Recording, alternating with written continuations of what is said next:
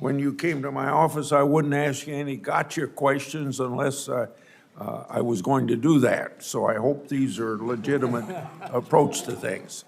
The Social Security Administration was reestablished as an independent agency under President Clinton. 1994, Senator Moynihan argued making the system an independent agency would help, quote, insulate the program from partisan politics. I've got 3 questions, but just consider them as one question. Should you be confirmed as commissioner, will you commit to keeping the SSA insulated from politics and not taking positions on political issues or initiatives?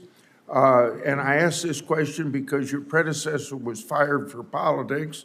So what does independent mean to you vis-a-vis your relationship with President Biden? Senator,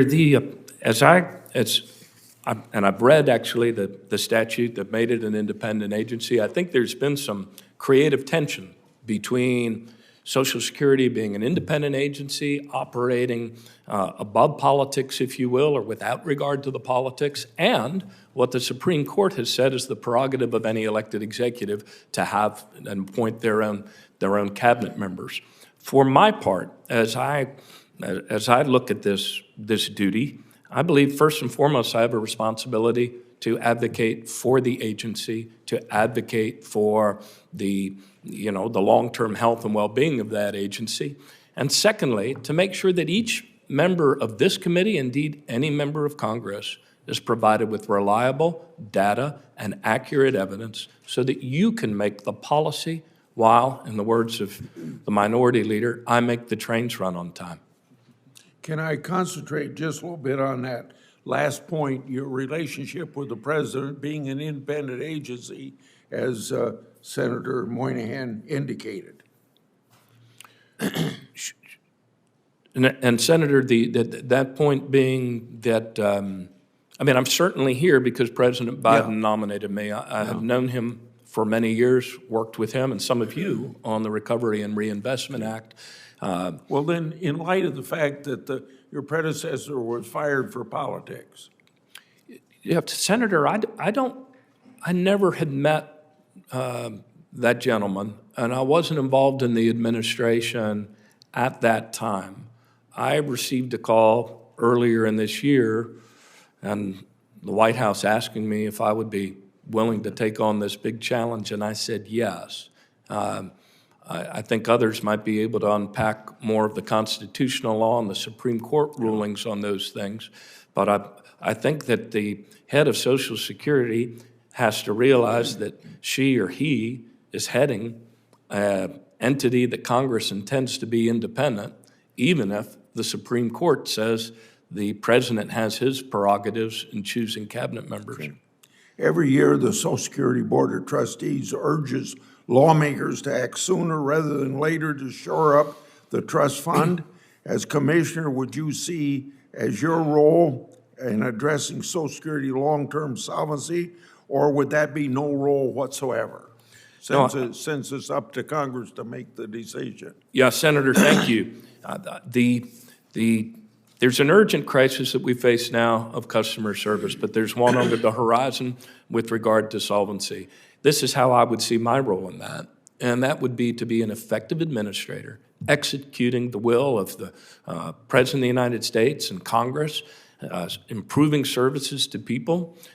But one aspect of this job is making sure that you get the best numbers that you can possibly get on the policy options before you in that solvency debate. In other words, Senator Cassidy and I had some time to talk, and he used the analogy of dials. He said we need to have an evidence-based conversation about what the value of each of those dials is as we look to restore solvency. So policy, Senator, is your prerogative. I would not step on that prerogative. I will defend the agency, and most importantly, I'll make sure you get the evidence and the numbers you need to evaluate what's best for the people over the long haul. This will be my last question.